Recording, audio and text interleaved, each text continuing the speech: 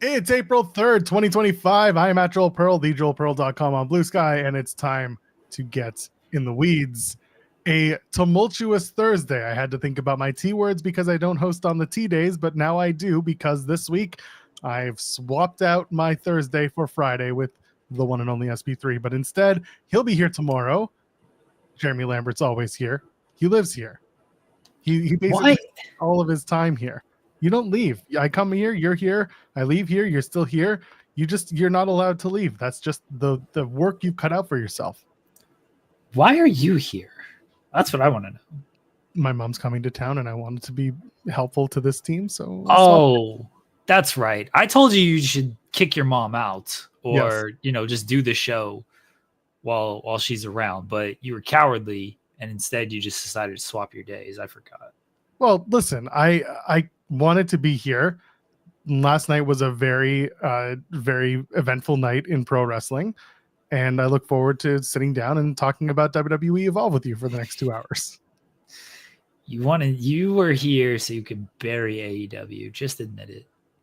I am here so that I can get ready for AEW Dynasty, not the other thing I thought it was. You cowardly said Dynasty when you should have kept the bit going. I actually was going to, but I can't remember what I was calling it. Destiny. You kept calling it Destiny for some reason. I think I was saying Dynasty, but I was saying it in a way that maybe it sounded like Destiny. I don't know.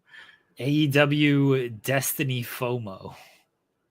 Shout out to Destiny FOMO. AEW Destiny is this Sunday.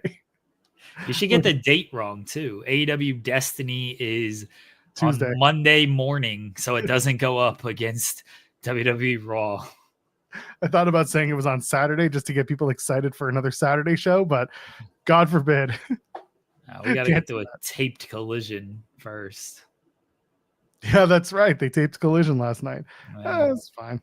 What was funny, and it's not really a spoiler, but I did read the spoilers for Collision. I was thinking to myself last night during Dynamite, too many DY names coming up right now. I'm getting really confused. What else can they call? Okay, so we've got AEW Destiny, we've got AEW Dynamite, we've got AEW Dynasty. What else we got? What else? AEW Dinner Time? Dinner Time? I forgot to eat breakfast this morning. This is going to make this show unbearable. It feels like there's got to be a Y in there, right? Because all these other ones got a Y. AEW Dysentery? AEW Disney? They just run the shows at the Disney theme park. AEW Dysentery? AEW Dinosaur? Dysentery. Dinosaur doesn't have a Y? But it's the Y sound, the dinosaur. It's not dinosaur, but it's dinosaur. Right. Diplomacy, says Louis. Diplomacy. That's good. You run that show in Washington. You run the Dysentery show in Oregon. Yeah, you got to run in Oregon, 100%. Tony, everyone just shits their pants on that show. Elevated liver enzymes all over again. Real ones know that reference. Good Lord. Oh, what other Destination Doomed? That's what the naysayers like to call it. Destination Doomed. All right. Yeah, because they're going to get canceled next week, right? Yeah. I like Dysentery in Oregon. Oh, Dysentery in Oregon. There it is. Dysentery Dynamite in Oregon. Is there a D's town in Oregon other than the entire state? Probably. All the other podcasters are saying AEW Dysentery shit the bed. Oh, AEW Dykstra and Kenny main events. Hell yeah. Kenny Dykstra and Kenny Omega one last time. Hell yeah. Have they ever wrestled? You said one last time. Who cares? A match that's happened? WWE once promoted once in a lifetime. I'm pretty sure we can make it up too. We can just pretend that they wrestled. Hold on. Let's see if they've ever wrestled. All right, let's take a look. It feels like there was Kenny Dykstra's only 39. Are you kidding me? He's a young dude. He retired early. They have not wrestled. No, they've not wrestled. That's insane.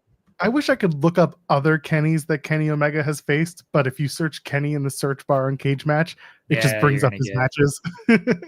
Yeah, you're gonna get way too many Kenny Omega results. That's insane. That AEW dyslexia, perfect. I can't believe he's only 39. It is wild. That's Kenny nuts. Omega did face Kenny King. I'm pretty sure. Yeah, that was a bunch of those. Does it have to be Ken? Can it be Ken as well? And it be Ken? Oh, that's a good question. Big Ken Doan, wasn't he? Was he Ken Doan? Yeah, he was Ken Doan.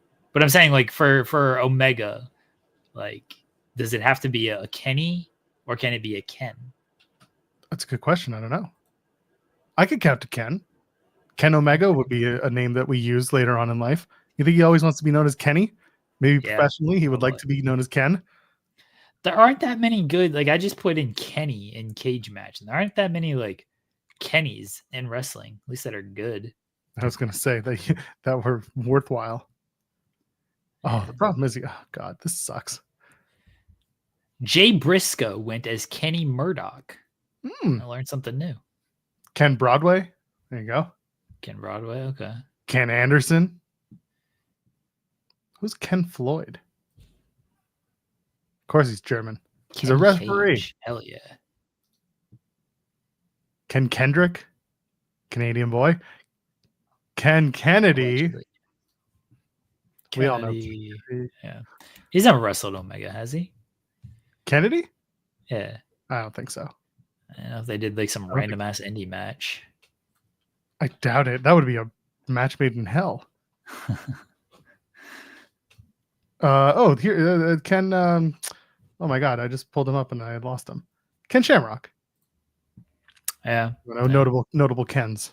I don't think he's wrestled Kenny Omega. Definitely not. Although, could you imagine? Dude's 61 years old. That's wild. What a day. Kennedy. Anyway, what are we going to talk about today? We're going to talk about AEW Dynamite. We're going to preview AEW Dysentery, and we got plenty to do. So go ahead. Why don't you start us off with a thumbs up? Get your pyro going. The sign. We need to put the sign on fire.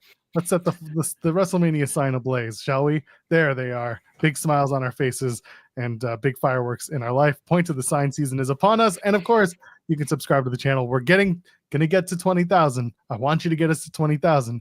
That's what I need in my life. Tell your friends, tell your friends, tell your mortal enemies. Be like, hey, I hate this channel. And they'll be like, I love this channel. I'm going to subscribe to it. And they're going to do it out of spite. And then they're all going to subscribe to us because we drop content every day. Shorts, long forms, short forms, everything. Go ahead, subscribe to this channel. And of course, you can donate a super chat, any amount, get your question or statement read on the air. And you get to guide the conversation. J-Girl's pull, this is a good pull. I don't know if you saw this. The brackets obviously came out for the Owen. And I don't know if you saw me post this. I'm gonna bring it up. For some reason, Mercedes, her name was weird. It came up like this. What happened to the M? Oh. So the M is very askew on this graphic. Okay, so there's that. I don't know if you noticed the I'll pull this up. Hold on. I got to see this. I'll do you one just as good. Yeah, the typewriter was set wrong. Somebody put it in the wrong spot.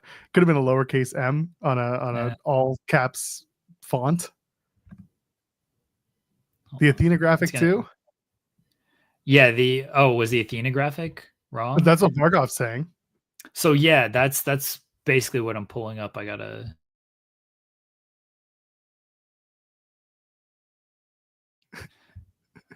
Okay, are we good? Yeah, you just started a George Foreman video. Well, RIP George Foreman tribute video. RIP George Foreman. Sorry. Everyone gets StreamYard is just being a dick right now. That's all that's happening. Did you try plugging it in, plugging it out? Yeah. All right. So yeah, the Athena graphic, it says ROH Women's World Champion. Oh, they can't catch a break. She's the Women's World Champion. Congrats to Athena, the longest reigning Women's World Champion in ROH history. Oh man, you know what sucks? You got to feel for the people who sit in the trucks and have to put that. Who had to write those? Now you know those operators, those graphic ops. They are live and doing their job in person in color. So I didn't catch it because honestly, the one thing is it's red on red, like it's red on red background. It's pretty small. Yeah, it's already small and pretty difficult to read. And also, like, honestly, I kind of tune out at that point when they're announcing matches. I'm looking over at another screen. I'm doing other things while, like Collision's on this screen or Dynamite's on this, whatever I'm watching is on this screen. And then my productivity is on this screen. So like usually Adrian Hernandez was here and he saw what my setup was like. I'm switching between tabs throughout the show. The actual show's on this screen. My notes are over here in front of me. The camera's right here centered. Like it's a full ass setup, but one inch champion didn't catch it until y'all saw it. Good for you.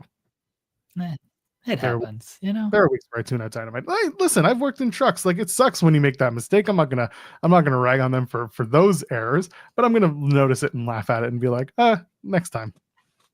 Here's the one thing I really need to know. Who's running the camera for the ops? Is it on somebody was just holding it? But like they didn't. They treated it as if Shibata was holding the camera, and then they said, "Come around." As Samoa Joe was like, "Come around," and then that would indicate to me that it's on a tripod. But then that camera keeps moving back and forth with them. That indicates that is a person. So who the hell is holding the tripod?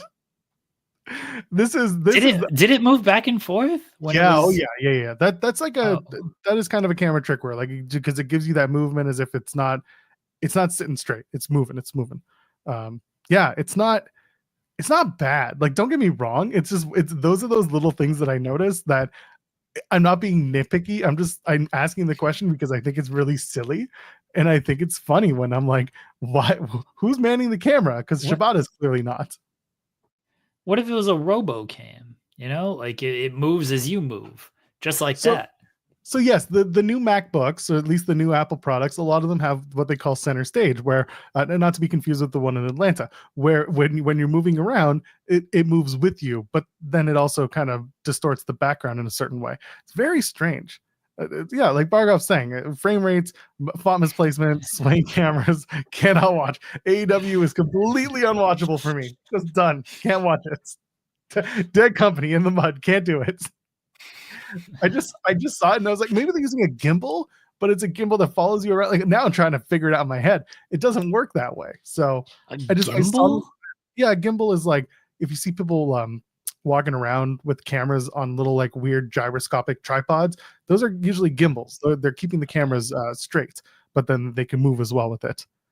There was too much acting on this wrestling show, Jeremy. I don't know if you noticed this. There wasn't much action. There was a lot of acting last night. Maybe Brett was right. Maybe there needs to be more wrestling and less acting on this wrestling show. Andrew Zarian, come join the show. Talk about gimbals. Andrew Zarian. I think Andrew Zarian's doing his own show this morning. We don't promote the competition, but forget them. They don't need to do their show. Dude, go back to Fridays. Agreed. What if the camera person for the ops was Shibata's translator?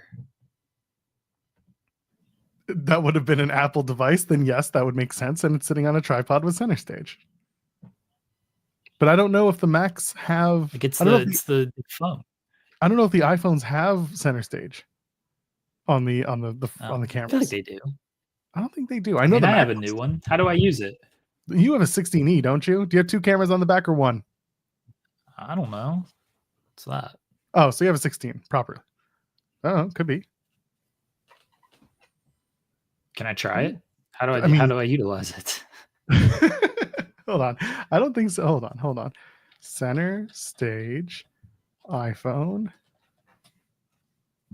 Center stage is featured in iPhone 16. Center stage to keep you on the camera frame.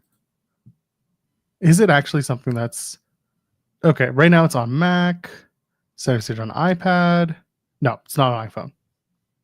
Oh, lame. Yeah, you can use it on the iPad. You can use it on the Mac, but not on the iPhone. Sorry, friends. Oh, well. Sorry, Matt. This is Max. Try calling. I don't currently have a link. Oh God, you don't have to go anywhere. Andrew the Zarian. link is the same. Andrew Zarian. We've had it forever. Yeah. Go into your DMs, go into your chats with me and him. Come on, what are we doing here? Now he's got to go do his own show on a Thursday like a coward. Yeah. The worst. Yeah, you know what's funny, Henry, mentioning ever since I started watching ITW and Joel, I can't enjoy wrestling anymore. It's I said it expired. That's weird. That was Zarian saying it expired. What happened? I don't think it's changed, but I'm going to check. Anyway, long story short, he said he can't watch wrestling anymore. Well, that's true, and people have said that about me before. There, I have resent the link to Andrew Zarian, even though he's doing his show. Now you have it, Andrew. Simulcast. Oh, he says he's got 10 minutes. Well, I just sent him the link. So All hopefully we'll be seeing him in a minute so he can talk about God knows what. Cameras. He's coming in to fight us.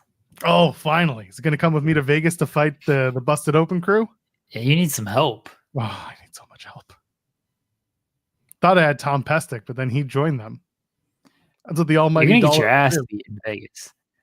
Make sure they beat All your right, ass. you saw my message of who's in Vegas and who you got to speak to, Joel. That's true. I might have some friends after all. You got one job in Vegas, and it's just to go up to the man himself and just go EVIL,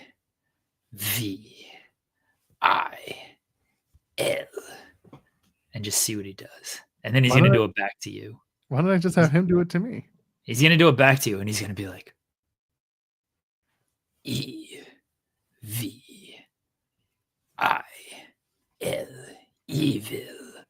And then you guys are going to bond, and it's going to be the greatest thing of all time. Well, I don't know. I would kind of contend that we already have the greatest thing of all time. Where's the video? Where's that? There it is.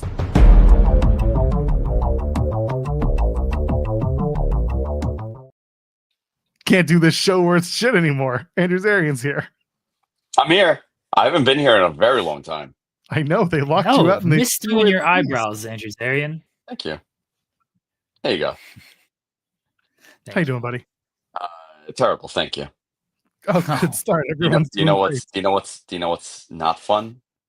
You meet up wrestling, with one of your. I agree. Well, wrestling, not fun at all. You meet up with one of your big sources in Midtown Manhattan, and they proceed to have like 6 martinis, and you need to make sure they get home. You know, I don't think Sean Ross Sapp is dealing with that problem.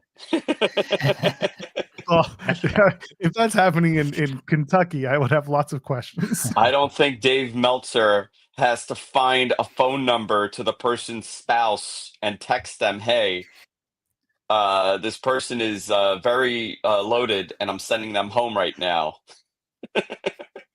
You don't have to watch your Uber app for a $400 detail. Did they get home already? They did get home. Yeah, I got them home. That's good. That's good. Well, at least from now on, they'll be indebted to you. They will owe you a favor. Maybe you can headline WrestleMania. Maybe that's the news. I'm headlining WrestleMania this year.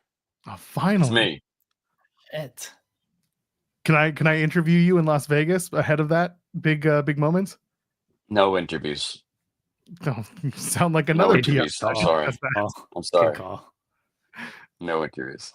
I'm just gonna run up to you on the street. Andrew Zarian. I got a question. Say something nice about AEW. Say nice things about AEW. There's a lot of nice stuff to say about AEW. It's a great acting company. They're all actors. There's no wrestling.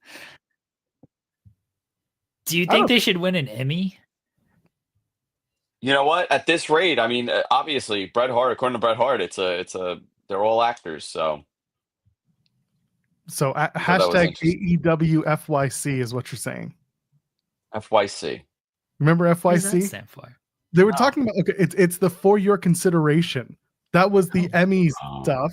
And WWE used to do a hashtag that was WWE FYC. It was WWE for your consideration because they wanted an Emmy. What year was this that they were I don't remember trying to get an Emmy? Had to be the 2010s in some point. Like, not FTC. Jesus Christ, I'm going to get a lot of really bad things. For WWE hosts For Your Consideration event in LA. Ronda Rousey was there. So when was this? Give me a date. Jeez. Give me Ronda Rousey in 2000. That has to be like 2018. It has to be, but Yeah. like, there's Roman, there's Triple Paul, there's Charlotte, New Day, Naomi's there. Triple Paul, PPP. Charlotte should just submit that segment with Tiffany and be like, Oh my "Where's God. my trophy?" 6 years ago, so it was 2018. Okay. Yeah, I was right. Look at that. Yeah, June 6th, 2018. The Rock was there too. Special message. They did a whole event in LA. But yeah, WWE FYC. Yeah, they were definitely not getting an Emmy in 2018. Not at all. No. They should have submitted the dog food segment with Corbin and Roman. That would have won. Oh my God, that was it. Yeah, that was 2019. Yeah, that was 2019. Fox. Why did they feed him dog food? I don't know. That was I was like, why dog food? Who has dog food? God damn it, he's the big dog. Don't you get it? He's the big dog, and he fed him dog food. I was the only one thinking around here. God damn it. Yeah. That's exactly what it was. That was the conversation. Yeah. What if they throw dog food at him? Oh, that's perfect. They should submit the Grande Americano thing. thing. Mascot? He had the big dog mascot? I do. Big dog's dead. It's okay. Grande Americano. Someone should just dump coffee grounds all over Chad Gable. I feel like that's the play. I get it. And he had a literal. Did you guys enjoy the show yesterday? It was good. There was a lot of good stuff on it. We were trying to figure out what who mans the camera for the ops when Shibata comes in front of the camera. Yeah, who is manning it? I need to know. Maybe we'll ask around. TK, let us know who's the camera op during the ops segment. Doing their best acting. Who is the best actor in AEW? Best actor in AEW. That's a great MJF. I think after last night it should be Dax. Tony Storm. Tony Storm's a pretty good actor. I think it's Dax after last night. Hell of a performance by Dax. Andrew, can I borrow $10,000? Let's see what I got in my pocket right now. You want to play a game? What's in your pocket? As long as it's not big hand. Let's see what's in my pocket. You guys keep stuff in your pockets? Look at this. Oh, big time Andrew Zarian spender here. He's got an Abe in his pocket. Hold on. Let's see what else. I got nothing in my wallet. Okay, yeah. Can I have that silver card that I stole? Hold on. I have a couple singles here. Oh, that's perfect for. And then I got a stack. There's a stack. Of course, it's all singles. It's all fake money, dude. Sure it is. It's all Hollywood money. Yeah. I've got a pass. And a pair of AirPods. How we doing? I got a pair of AirPods too. Here you go. Oh, there you go. You got the pros like me. There you go. Yeah. What's in your pocket, Jeremy? You don't keep literally in your nothing. Pocket? Where you don't have a wallet? Especially not when I'm doing the show. Jeremy doesn't go. I have a wallet, but it's on my bedside table. Yeah. You keep nothing in your pocket. When you go out, you have nothing in your pocket? My wallet's I have my wallet and my phone. I don't keep it in my pocket while I'm doing a show or walking around. Now, do you keep your wallet? Do you keep your wallet in your back pocket, or you keep it in your front pocket? Back pocket. Actually, front pocket. You know what the pandemic taught me? In my back pocket. You know what the pandemic taught me? I never carry a wallet anymore. Everything's just on my phone. Where's your ID? What ID? People don't need to know who the fuck I am. You don't need an ID? I mean, my country's not kicking me out or sending me to other countries in the 1797 Act of Defiance Treaty, whatever the fuck. I gotta tell you, I almost ended up in El Salvador yesterday. I'll tell you. With that fiasco, I was almost deported. But I always have I always carry my ID. I mean, I have police detective cards. Another police detective card. Let's see. A Nassau County police detective card. And then the rest are things I can't show.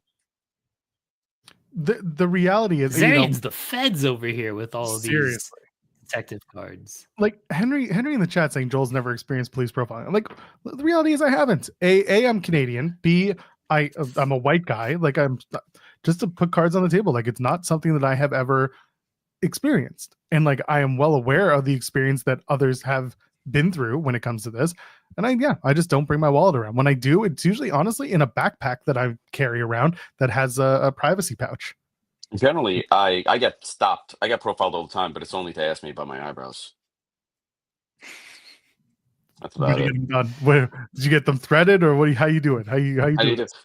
I do have a great story. I think you know the story. I got pulled over in my driveway. Oh yeah. We've done this. Yeah. We've done this. Okay. It was the anniversary of it 2 days ago because it was April Fool's Day. My attorney was on the phone with me, and I'm like, I'm gonna go to jail. I'm just letting you know. And he's like, haha, F you, you're joking. And he's drunk at dinner. I didn't go to jail. Everything is fine. But I was enraged at getting pulled over in my driveway. And then at the end, it ended with, oh, this is your house? Yeah. Oh, why didn't you tell us? Good Lord. Yeah. What's on your show today? Is Rich going to be there? I'm not doing a show. I'm going to work. What happened? I think MG lost power, so he can't produce the show, and I can't do anything other than speak at this point. So he's in Michigan. He's flooded, so he can't do the show. Yeah, God no power. dang. He's flooded. I hope he's okay. No, he's probably not. Jeez. Yeah. Jeez. Yeah. He could be dead. It's okay. What am I gonna do? What are we doing? Am I gonna produce Beyond the Bell now? Is that what's happening? You know what? I would love that. That would make me so happy. Tuesdays are a very sacred day for me, Andrew Zarian. Yes, I know. As the days start to get nicer outside, I will enjoy the Tuesdays that I have. Yeah, that's your day off, right? As of right now, it is. Yeah, I'd love to. Yeah, that's nice. Yeah, well, someone's got to go do the groceries. Usually, that's me. Joel and Jeremy cut MG's power. It's very possible. That's what, to go do the groceries? Yeah. Don't ever send your children to do the groceries. You know what my kids started doing? This is great. My kids started, I taught them, my daughter's 9, my son is turning 8. They do the laundry. They know how to do the dishwasher. And my daughter, with some supervision, is making eggs in the mornings. Okay. Big milestones here for us. Those are big milestones. My kid wants to help with everything, but can't really help with anything because he's 3. Although if you ask him, he's turned 10. No, but that's good. He's a helpful little jerk when he's not having a meltdown in the rain. All right, I'm gonna leave. When you're not hitting him with fridge doors. Why don't we do you guys want to do something? The group could ask, the chat could ask me anything regarding a scoop. You want to do that? I'll give you a little scoop. Give us anything I discussed. Well, I did talk about, and Jeremy, I think you posted it on the site. The AEW is going to run like 2 mega shows that are like 4-hour blocks, and it has everything to do with trying new. They're very, apparently programming is like very okay with moving time slots at Turner, and you don't necessarily see this anywhere else because they've generally benefited from a lot of these changes that they've done. So they're looking to do something interesting during the Stanley Cup playoffs. I mean, they've also seen good bumps when it comes to sporting events being a lead-in for their shows. So, like, yeah, it makes sense. We were talking about the Thursday stuff, the fact that they're doing the live show, the Live Collision next Thursday, and then they're doing the other one in July. A lot of people are feeling like that's a test run to potentially move to Thursdays. Yeah, well, it is. It is a test run to move to Thursday because they're losing the NBA, and that generally takes up Thursday nights for them. So they'll have a Thursday opening, possibly. And and to be honest, logistically, it's a much easier thing for them to do because they could either run everything on one day, so that saves your expenses on going to another building. Also, you could rent the same building and run it 2 nights in a row live. That's also great money saving. You could do package, you talk about your attendance. You know what? You could do buy one, get ones. Or buy one, get one half off. Come 2 nights in a row. So they have options here. I think moving to Thursday will be extremely beneficial for that show. And it'll also change the way that show is structured. because now it's a direct follow-up the next day. So you could either have a hard split or you can continue the stories. Which is what they initially wanted Rampage to feel like, right? A third hour of Dynamite where they moved on stories that didn't really make it onto Dynamite. Of course, Rampage became what it was, but Collision has become a much more established product. They're doing many more things on Collision. So yeah, to have the night after night could be very helpful. Yeah. I don't know about coming 2 nights in a row, though. That sounds like a lot of work. Yeah, I guess so. Like, as you get older, it might be a little difficult to Yeah, it gets a little harder as the years go by. Yeah, you got to get that get up and go. But there are things to help you with that. Yes, they don't sponsor this particular show, but they do exist. Jeremy, I don't have quiet. this issue. Jeremy can get up and do it whenever he wants. Jeremy's record is 11 nights in a row. That's WrestleMania. Yeah, that's WrestleMania week. Yeah. I thought a week was 7 days. Yeah, so did I. Oh, we are children.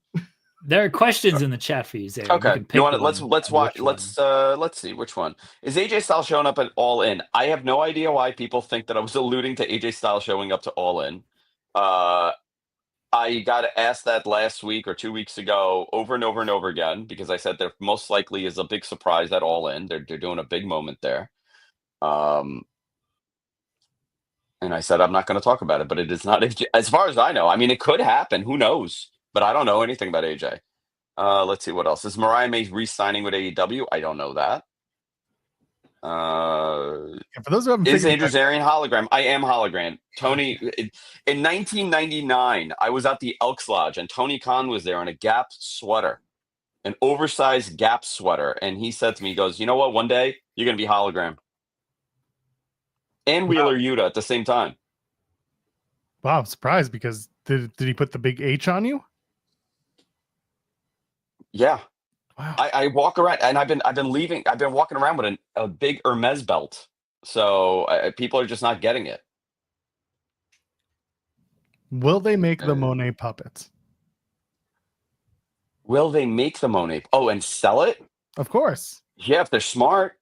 But their marketing department is a little See, these are the questions you have to ask Andrew. Don't ask about booking and contracts. No. Ask me about marketing. You got to ask about marketing and other television considerations. That's what I'm into. That's what I want. I want to look at numbers and get upset. Is Stone Cold Steve Austin the big surprise for All In? Is that what we're getting at? Where did that come from, too? A bunch of people asked me that also. Texas, baby. Yeah, Texas. Is that why? Even though the dude's been living and not in Texas for the last 20 years. Isn't he in LA? Yeah, he's been in He's LA. in Vegas. He was Vegas now. He was in LA. You're right. Yeah, he was in LA, then he moved to Vegas. I'm really surprised by that. What's up with Shane? That's a great question. I don't know. Shane's very good at keeping a low profile. I really think he should play a part in the. I was out and about the other night in Manhattan. I have a few friends that ran into him. I told you, man. Next week when they do the spring breakthrough in Boston, they should absolutely bring out Shane McMahon, and Shane should come out and say, "I now own AEW." And here are the men who sold it to me. And it turns out the Young Bucks sold it to Shane McMahon. With that said, I have to go. My ride's here. Perfect. Bye, Andrew Zarian. Thank you. Take care of yourself, buddy. Goodbye. Bye-bye. Oh, man. See? I give him good ideas, and he's ready to go. He's going to go call Shane. Someone's saying Shane O'Maxley needs dark space. Do you think Shane was the one who needed help getting home? He mentioned Manhattan when he was talking about Shane as well. It passed my brain for a minute. Connecting dots here. That's all. Could you imagine if I get a text message that says "funny, you should mention it"? Oh, I'm gonna laugh. My Just God. Connecting the dots here. Yeah, as you know, I was saying, spoiler alert, there is no ride. It's true. You just got to look on his face like, oh shit, he knows too much. Could you imagine? Jesus Christ, Shane McMahon pulling the rug out from under everyone. We'll get into what the big moments in Boston could be. Obviously, Mercedes is going to have a big match in Boston, whether or not that's Collision or Dynamite. That reserves to be seen. But yeah, Shane McMahon should be there. Shane McMahon should absolutely appear. Said it. I'm living with it. Let's do it. I don't think he will, but it would be tremendous if he did. I'm still of the belief, like I still think Swerve is going to lose. I think Mox is going to retain the world title, and I really do think the more that I think about it, that they're going to do the Darby ending where they do the art house indie film, and it's him arduously climbing the mountain, one piece after one piece, and then all of a sudden he gets to the top of the mountain, and it's been such a big deal as he plants his flag into the mountain. This is me trying to kill time while you do the thing you messaged me about. And he plants his flag into the mountain. And as it's flying, the flag pulls out. It's a flag of AEW. And he says, Moxley, I'm coming for you. And then it just pans out to the crowd and they're just like, ah! And then that's the moment. Everyone's just shocked as everyone knows beats down Moxley. And then that's it. The king of AEW comes back. Not the king of the mountain. Not Jeff Jarrett. It's going to be everyone else beating down Jon Moxley while Darby Allin gets ready to come back and beat up Jon Moxley at All In. They're going to do the art house surprise video. It's going to happen. I don't think flag in the ground. I think it is. Okay. It's going to be hilarious if it happens. So Henry saying right into an ad. Fantastic. Here's the funny thing is, like, St. Joel's cooking for once. I've been saying this for at least a month. And when I said it, everyone was like, no, you're stupid. No, you're crazy. We did the whole trash can. Yeah, it's in the can. It's in the can. Trash can. But I said, like, when it happens, we don't have to take it out.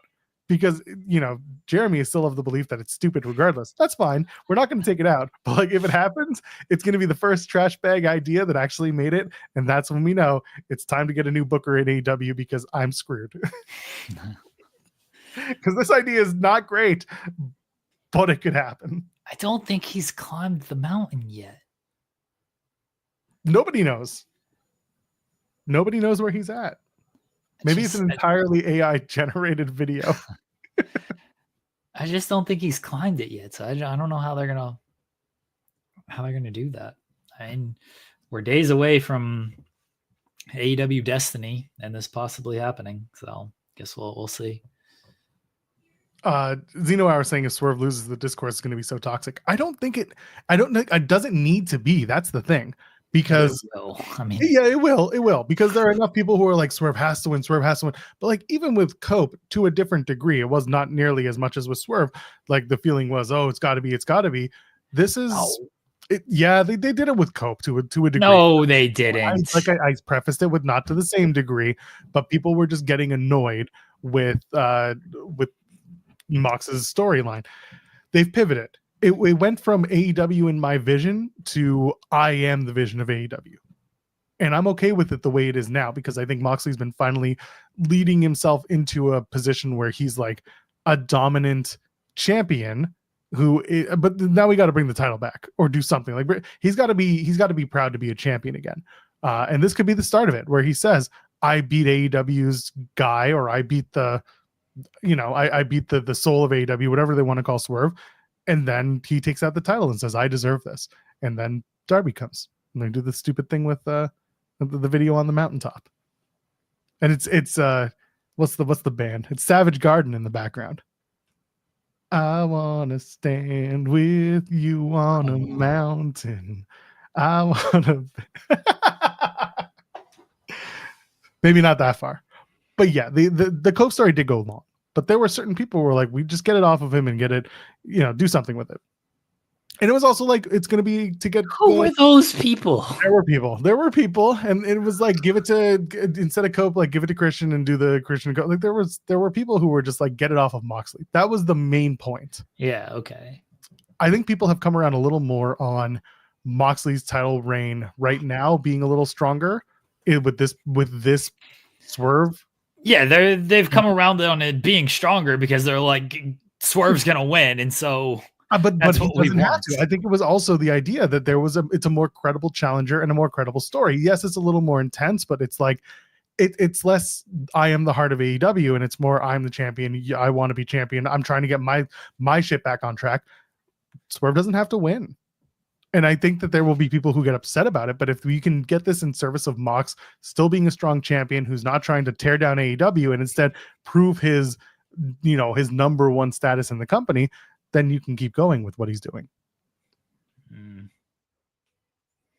Oh, I kind of like the idea of him saying, I've restored the feeling. Mox coming out and saying, I don't know, Pile Driver's being a little facetious, but like if he says, I've restored the feeling, there's something in there.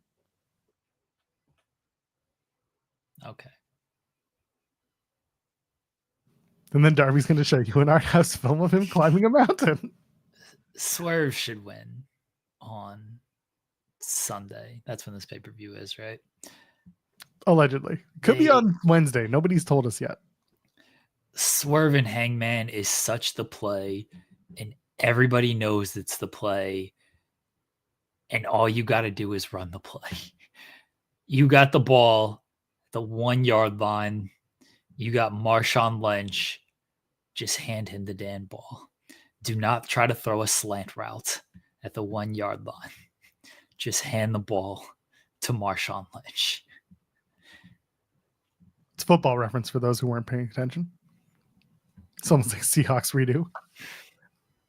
I get it. And then of course you got the Swerve and Hangman stuff, and Hangman's part of the Owen. Like there are built-in stories for that as well. One thing that's very funny to me is the end of the night. So again, I like through lines in an entire episode of wrestling, and that's what they did last night, which I very much appreciated. They start out with the tornado tag match. They injure Willow at the end. Swerve is in the focal point of all this, and the idea is Swerve's going to get revenge, and Swerve is upset. And then as Swerve at the end of the night goes to find Moxley, Hangman comes after him, and Hangman does this whole they do the moment of like pseudo reconciliation, the I know moment. If you haven't seen it yet, it is worth going out of your way. And it's what's funny is that everyone is very like excited about this on this like 30-second clip, and I think that's a good thing, by the way. The idea that these two just kind of got nose to nose, and Swerve said, they went back and forth. You did this, you broke into my house, you burnt down my house, you deserved it. I know. Huh? That really got people going, because we know that they've been on this path of reconciliation. We knew that there was going to happen. That in mind, there's still more of the story to tell, and I don't know at this point if the story is that Hangman and Swerve have to have a match for a world title. That's where my disconnect is right now. That doesn't mean they can't do it, but right now they're becoming closer as potential allies than they are potential opponents. Granted, All In is in July, so you do have time to get to a match, but to me, those two having some sort of reuniting and then breakdown doesn't necessarily need to be a world title match. You can have those two be heavy and at it over like a Texas death match in the stadium without the title. But I don't know, I just don't know where the story is going to go outside of what they've just done. And the reason why I find this all funny, by the way, is because those 30 seconds are the dominant talking point coming out of the show, where Swerve and Mox is the main event of Dynasty, and like they did a whole show closing angle where Swerve gets beat up by the Death Rider. Swerve gets power bombed onto the glass. He gets tossed in the glass first, then he gets power bombed on the glass, and he gets up and he screams, and Mox is like, "Oh shit, I can't believe he got up." And there's just that moment of like, "Oh, he's undeniable. Swerve is going to win the title." But everyone's like, "Well, but Swerve and Hangman," because the best actors. It was the best acting segments because Brett was right. But there was a lot. That's really what I'm getting at. For that reason, I really enjoyed what was going on with Dynamite. There was some really, really strong stuff. Here's the point of the Swerve and Hangman segment, and Swerve saying, I know, saying I deserved my house being burned down for breaking into your house. What was Hangman's whole goal that he said a couple of weeks ago and that Swerve confronted him on last week? You're going to cost me the title? That's what you want to do? And Hangman's like, bitch, did I stutter? That was Hangman's point. Swerve saying I did deserve it, has now made Hangman think maybe he's not so bad. Maybe he does feel some remorse in his actions. Maybe I don't need to cost him the title. I'm not saying Hangman's going to help him on Sunday. I am saying where I thought initially Hangman might interfere on Sunday because his goal was Swerve can't be the champion. I'm now thinking Hangman doesn't do anything on Sunday, leading to Swerve winning the title. I don't think we're getting a Hangman and Swerve uniting and becoming the tag team champions out of all of this, at least anytime soon. I think it is Hangman in his own way forgiving Swerve for what happened because Swerve has shown remorse. But the moment that Swerve has that world title, Hangman's going to look at him and he's still going to say, all right, you still did these things. You're still the champion. I still want that belt. I'm coming to take it from you. So the idea being that this is not a false sense of security, but a moment where they reconcile, but realize the title's more than that. Yeah. The title's worth more than any friendship, They're not friends. I use friendship interchangeably. It's because I know, but people friends. Like other people are saying they're talking about them winning the tag team titles and all of this stuff. Like they're not friends. Who are these people? Cite your sources. John Alba is one. Can't trust him anymore. You have to Brain damage is the other. Oh, the AEW PR account. Come on, what are we doing? There's been plenty of people who have talked about like, oh, that moment's going to hit so hard. It's like, sure. But that moment doesn't need to happen in the next 3 months. Why would it? Okay, Swerve can say, I did deserve it. It doesn't take back the actions of both men. He still broke into his house. He still burned down his house. They still try to kill each other in the ring. It doesn't take back the actions. And then you throw the title in there. The title is still very important and central to both figures. And when they're looking at the title, they still want to battle each other over that title. I know it doesn't feel important now because it's been a briefcase for 8 months.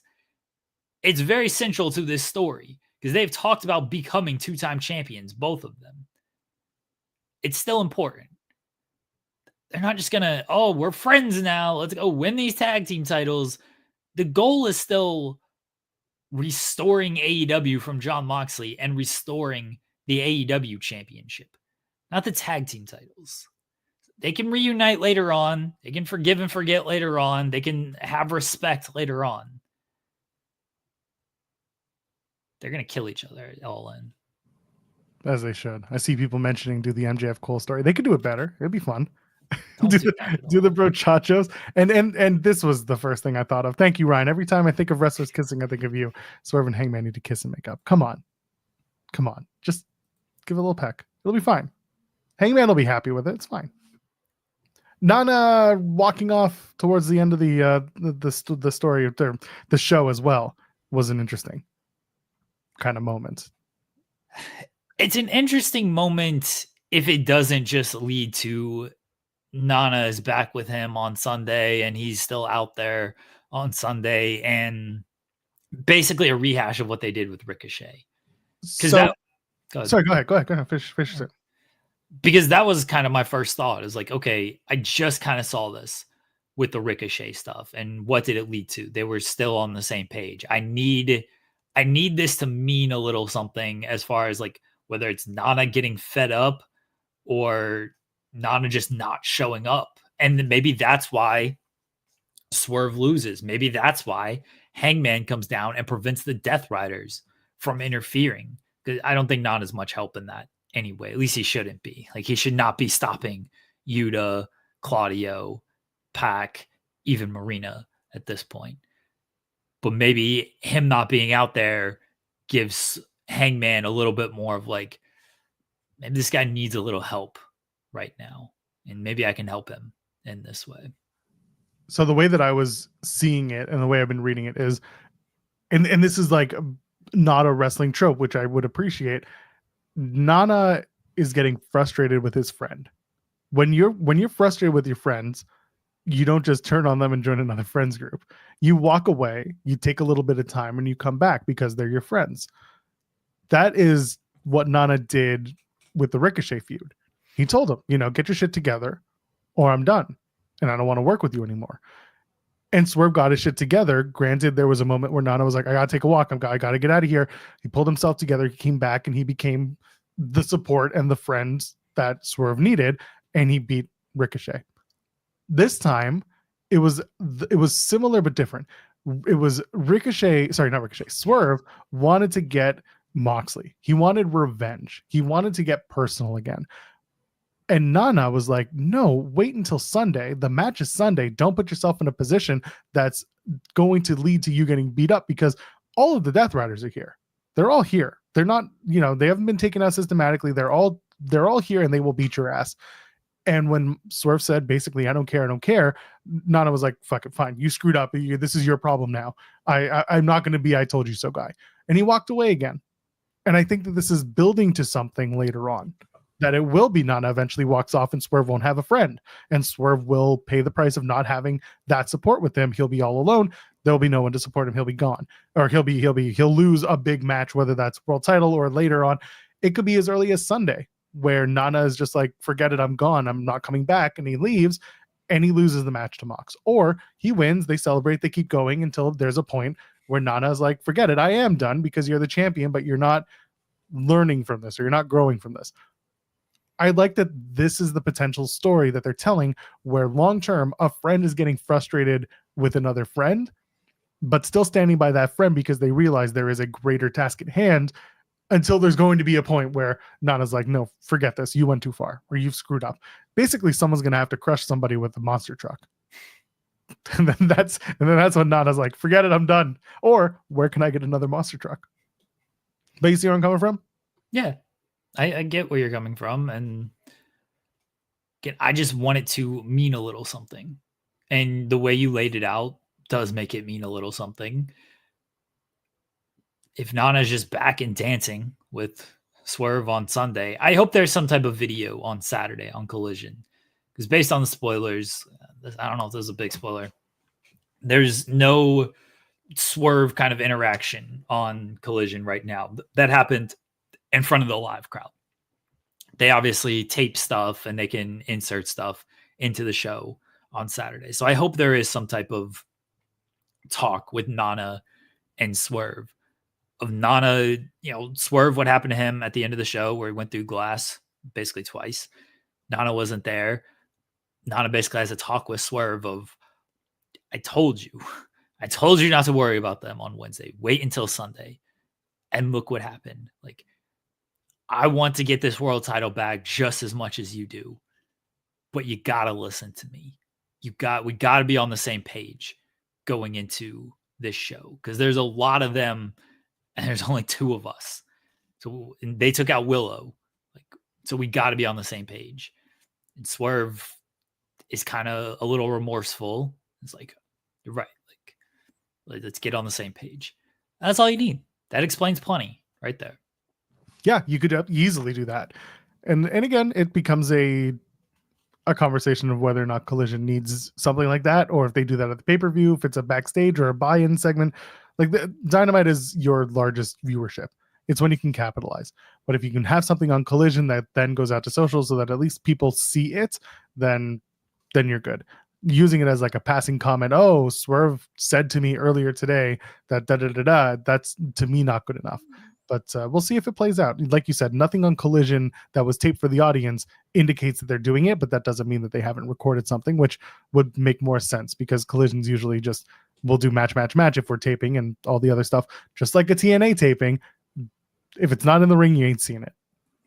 Well, when they do the live, but not live, but when they do the Thursday tapings of Collision, they treat that more as the live show, and they do air a lot more of the backstage stuff. There's still some inserts, like video package inserts, but they air a lot more of the backstage stuff when they do the Thursday. I think when they do the Wednesday, they just run through it because it's already 10 o'clock and they don't want to keep everybody there until midnight to basically do the, I mean, they will if they got a bunch of ROH matches to tape, but they don't want to keep everybody there that long to basically do, hey, here's our 2-hour Collision. What you see tonight is basically what you're going to see on Saturday outside of a video package or two. That's what I've noticed anyways. When they tape on Wednesday, they insert a lot more stuff into the show by the time you see it on Saturday. When they tape on Thursday,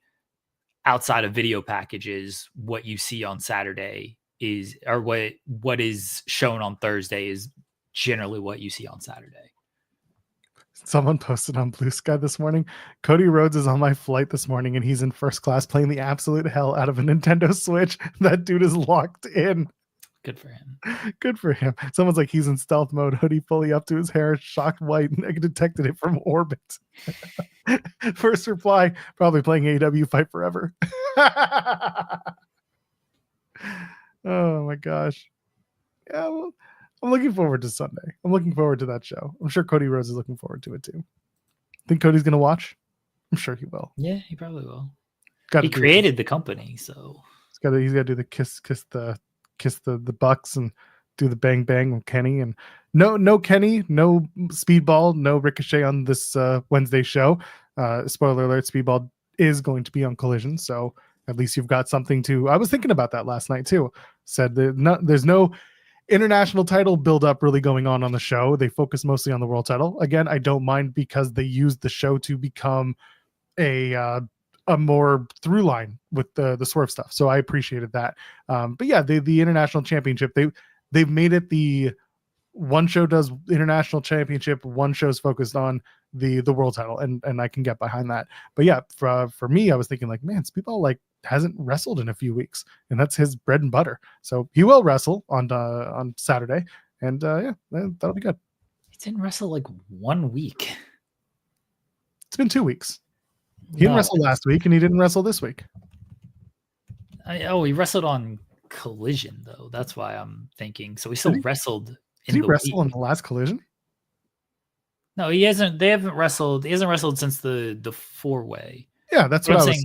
He's wrestling on Collision this week. Yeah, on Saturday. Yeah. So it was basically just 1 week though that he didn't wrestle. So it was 2 weeks because he won the 4-way, and then the next week there was no match, and then he's wrestling on Saturday.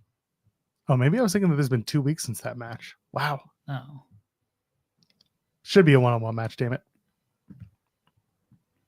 Where is Okada? Chilling. Rules. Waiting for his buddy Naito to come in because it's AEW Destiny. Bless Okada. Just chilling. He's like, all right, who do I go through the motions with in a 15-minute match? Who you got for me? Who do I get to call bitch next? Yeah. Okay, cool. That's it. All right. I'll come out there. Where's Blake Christian? Okada doesn't want that smoke. Well, nobody does. But at least this week I can't do a vanilla fumble because while he lost, he wasn't pinned. So technically that's like winning. Right? He's been on 3 straight shows. Kind of tells me they're trying to do something with him. Nah, make him look like a bitch, but still. And just tells me they just feel comfortable beating him all the time, which is what they're going to continue to do. I don't care if he loses all the time. I care a little bit. Just get the song, Tony. Tony's got a media call today. If nobody asked why they can't get this song, I will feel that all of my media friends have let me down. What else are you going to ask? Tony, please tell us about Megan Bayne and how great Megan Bayne has been in AEW and what this match means for the AEW Women's Division. Don't you worry. They've already written out the entire cue card that they're going to ask. Don't worry. And you know that person. They've already done it. Don't you worry.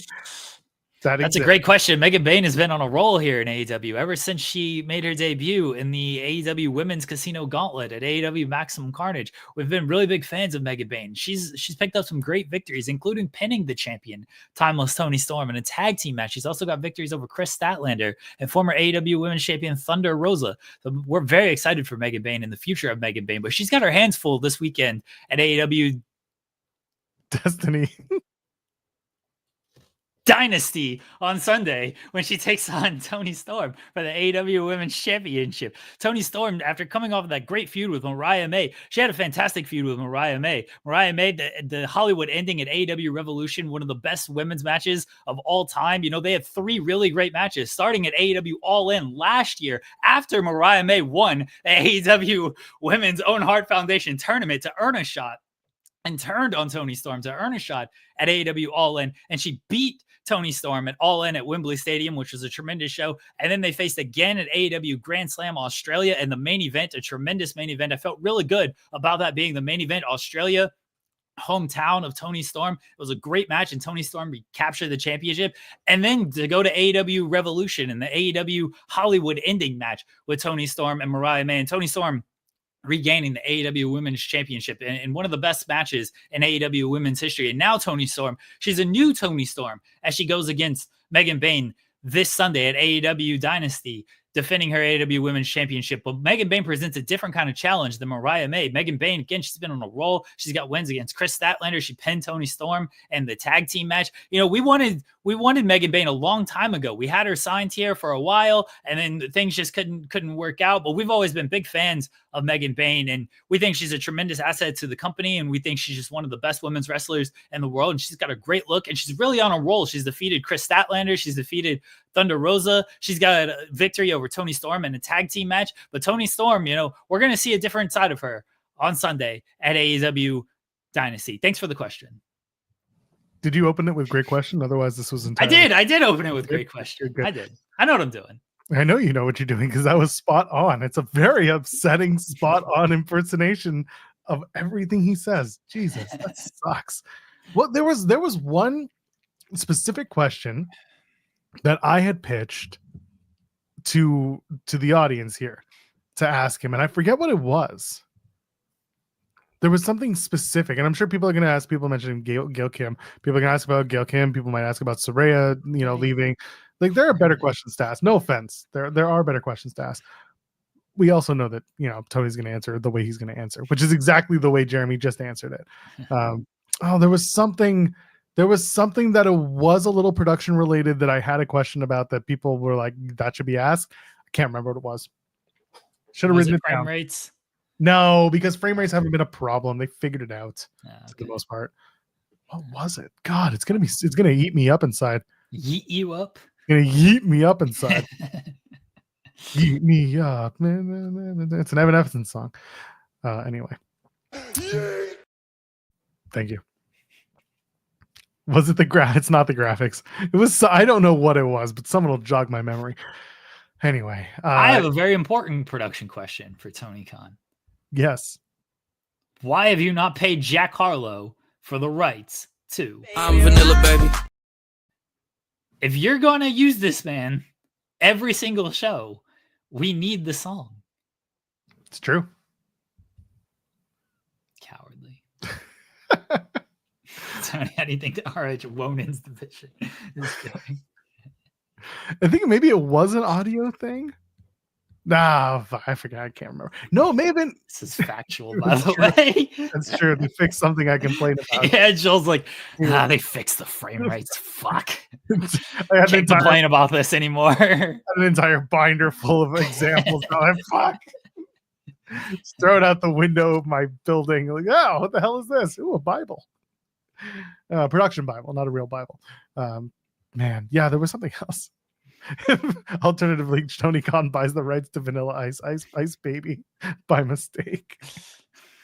Oh man, I'm not gonna out people who like my tweets unless I feel like it, because I think it's funny, or the statute of limitations has expired, like I did with Tony liking my Orange Cassidy tweet, and then it led to Orange Cassidy getting a world title shot. You're welcome, everybody.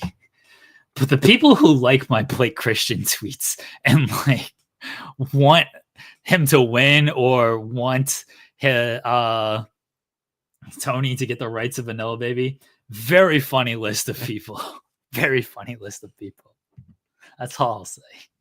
Just for that, I'm gonna go find out who they are. You can't view likes, right? Oh, you're right. I can see. Yeah.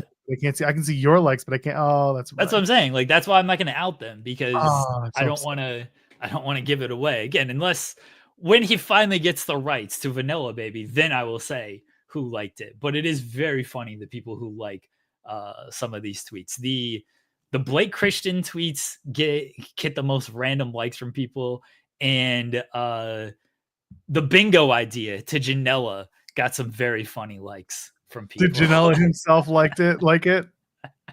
I'll not confirm or deny, because if they use this spot, I'm taking all the credit in the world for it. I gotta be at that show. I think I'm gonna be at Spring Break. That's one show that I'm like, that and Bloodsport. I'm like, those are two I should really be at. Those are the two best every weekend for WrestleMania week. I'll try to be there, and of course, Clusterfuck Forever, because that's the late show and it's fun. We'll see where it goes, but that's fine. The Owen tournament brackets. We should probably talk about that before we get there. Before the show began, they go on the air and they said that Jay White had been attacked by the Death Riders, and then Fightful Select reported that Jay White is legitimately injured. He sustained the injury ahead of Fightful. Let me go back, because now when we use this for our short, it's going to be a problem. Earlier in Dynamite, as the show goes on the air, they said the Death Riders had attacked Jay White. Fightful Select reported that Jay White is in fact injured. It is legitimate, and he has been pulled from the tournament because of it. We haven't been confirmed what the injury is, but it caused some significant creative changes as a result of his removal from the tournament. Jay White's expected to undergo surgery. We wish him the best. Sucks for Jay White. He was coming back from another injury not too long ago, and I see other people have mentioned, what it could be. I'm not going to speculate, but once Jay or whoever confirms what it is, then we'll roll with it. But Jay White is someone that it just sucks for him to have gone down at this point, going into a big show. Yeah, feel bad for Jay and his people. Yeah, he was heating up at the right time going into the Owen. He was one of him, Ospreay, and Hangman were the three kind of announced people, and so you were kind of suspecting, one of those three is probably winning this thing. And now with Jay White, like, Kevin Knight's a good replacement, but Kevin Knight literally just lost to Jay White, so he's not exactly he's gonna lose in the first round to Will Ospreay. Sorry, I do wonder. There's no way they were doing Ospreay and Jay White in the first round. Absolutely no way. No, I think they could have, because it would have been the pay-per-view. It would have been the Dynasty match, and people would have been really happy with that match. Long term, like, it probably would have upset some people because of the outcome, but I think as a pay-per-view match, it was very much like it would have been big. People would have liked that. Yes, but they're doing Mercedes and Julia on the other side, which is a good match. Like, you could have just done Ospreay and Mark Briscoe or something on the pay-per-view. You could. I don't think they were doing Ospreay and Jay White in the first round. I think it was more likely that Jay White was maybe facing someone like Kyle Fletcher, and maybe they were moving Mark Briscoe around. I could be wrong. Maybe they were going to do Will Ospreay and Jay White as the first round match. I'm just not fully buying it. I'm sure that we'll find out soon enough what it was or what it was supposed to be. But in my brain, it was that it was always going to be Will and Jay in that first round. Okay. Just because it's a big match for the pay-per-view. Sure. I think they shuffled things around and they put Kevin Knight in that spot because it's a good showcase match for Kevin Knight, and he'll have a good showing against Will Ospreay. But it's easier to do that match in the first round because, Ospreay wins. Much more difficult to do. You could do Will and Jay in the first round. I'm not saying like it's impossible, because I do think that was probably a semifinal match.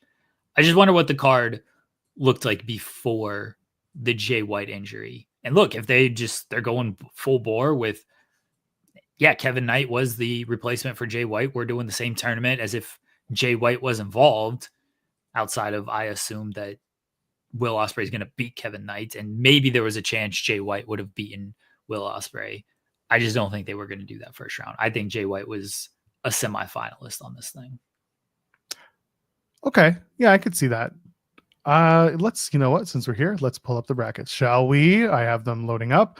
We'll start with the men's because I know that a lot of people are excited about the women's tournament. So we'll start with the men's.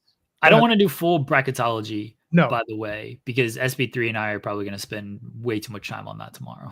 Yeah, we're pulling them up to have a conversation real quick about what we see. It is an 8-man field, just like prior years. You got Ospreay and Kevin Knight at the pay-per-view. You got Brody King and Takeshita, Briscoe, Fletcher, Hangman, and a wild card. Speculation over who that could be. A lot of people are mentioning the possibility of it being the debut of Josh Alexander, but we'll see who that is. And the tournament final will be at Double or Nothing in Glendale.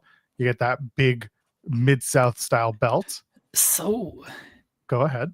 They're not running any of this in Canada. No, guess not. Who needs Canada? Who needs to go to Canada? It's overrated.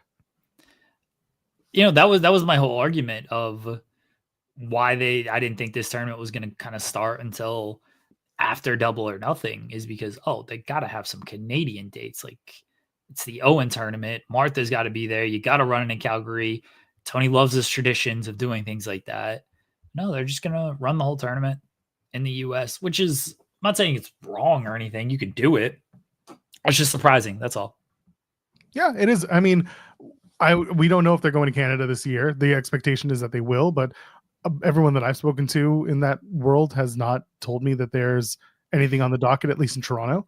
So we'll wait and see. But I know that there's interest to come back to Canada. They want to be in Canada. They love Canada. It's favorite place to be. Tony loves Toronto. It's a big wrestling town. Can't wait to come back next time. Maybe bring a pay-per-view there. Pay-per-view. We hear you. We're going to be there. I promise. Anyway, who wants to talk about Time Cop? But just throwing up the bracket again. To me, it's Hangman and Will in the final. That's my final answer. Yeah, that's what I thought when I first saw the bracket. I was like, they're setting up Hangman and Will. I don't see why they veer from that. So, yeah, I know you and SB3 are going to go deeper into all this and how things can play out. So that's why I'm not going to spend too much time on it. But that was my immediate thought. And then on the women's side of things, you've got another 8-woman field. You've got Jamie Hayter, Billy Starks running it back. You got Thunder Rosa, Chris Statlander. On the other side, it's going to be Julia Hart against Mercedes Moné, and Harley Cameron takes on Athena. Insofar that Mercedes and Julia are going to take on, it's Mercedes and Harley are going to take on Julia Hart and Athena on Saturday. It's a collision episode, but those 4 women will be involved along with the other 4 on the other side. Winner goes on to the tournament finals. Double or Nothing, big pink belt for Mercedes Moné. I don't think so. So remember when I told you that a lot of this is in service of Billy Starks? Mm-hmm. And then they released this particular bracket that has Billy Starks on one side and Mercedes Moné on the other. Mm.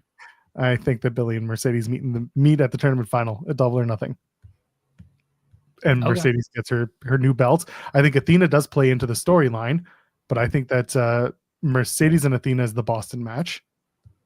Yeah. And I think that I think Billy's going to go far because I think they're running back Billy and Jamie Hayter, which myself included, a lot of people were like, why are we doing this again? But to me, it was like, well, it's what I said on last week's show. They'll do it. They'll run it back later. I thought it'd be later in the tournament. They're running it back, and it'll be a win and learn. Jamie Hayter will lose. Billy will go on. Billy's going to be the surprise child in this whole thing. The story here has been Mercedes, Athena, and by extension, Billy. Everyone else is just canceled out in my brain. Chris Statlander is going to have a nice run, lose to Billy. Mercedes is going to go up against Athena. That'll be that. But yeah, it's all in service of getting to Athena and Billy in the final, and then maybe Athena and Mercedes at All In, because Mercedes beats up Billy so bad and takes the title belt that Athena needs to put up for her girl. But that wouldn't be the All-In match. Mercedes is facing Tony Storm at All-In if she Oh, wins. she gets that. Well, that's fine. That's fine. Do the other match later on. Do it at the Boardwalk in May for the ROH Women's Championship. It's another belt. I don't think you're correct, but we shall see. Yeah, we'll see. But my feeling is Billy and Mercedes in the final. But Okay. yeah, that's where I'm at. I disagree. That's fine. You're allowed to disagree. You're wrong, but you're allowed to disagree. Just like Darby in his big art house film with the big flag planted. I'm telling you, man, it's going to be a giant flag. I'm talking like 100-foot AEW flag. That specific. One person is carrying that stupid flag folded up. Someone's gonna. Let's go. Jamie Hayter won last week. It's fine. Ninja Mortis. He'll be okay. He'll be fine. Billy should get the win over her. Okay. Yeah. We'll see where it goes. That's where I'm at right now. All this in favor, all this in service of Mercedes getting another title belt to wear. You're gonna pin that woman? Come on. What are you doing? We'll see. We will. SP3 and Jeremy are gonna break that down and so much more tomorrow when you do some bracketology. Dax Harwood is a fantastic actor. $10,000. I want to shake your hand. I'm going to give you this directly. I love AEW and I just love how much money I owe you. So here's $10,000. Take your wife out to a nice fancy dinner because all that money is going to cost too much. Cash Wheeler's an awful actor. Cash Wheeler? Sorry, Cash. What's Cash's last name? It is. I was just trying to think. Yeah, Dax. Who is it? Dax. What's Dax's last name? Harwood. Yeah. Hardwood if you are AEW production. Yeah. Cash Wheeler. Thank you. I wasn't wrong. Dick. Cash just being like, we're going to talk after the pay-per-view. And I'm like, oh, you're not going to break up. You're going to be a united front. Stop it. Oh, Dax called him Dan. Fantastic. We got to use shoot names now. But yeah, it wasn't. Listen, it was what it was. The fine thing, it was very stupid to be like. First of all, typically when outside of wrestling, when a player is fined an amount for abusing an official, it goes to the Players Association or it goes to a charity. It goes to somewhere that pays into the wrong that you did.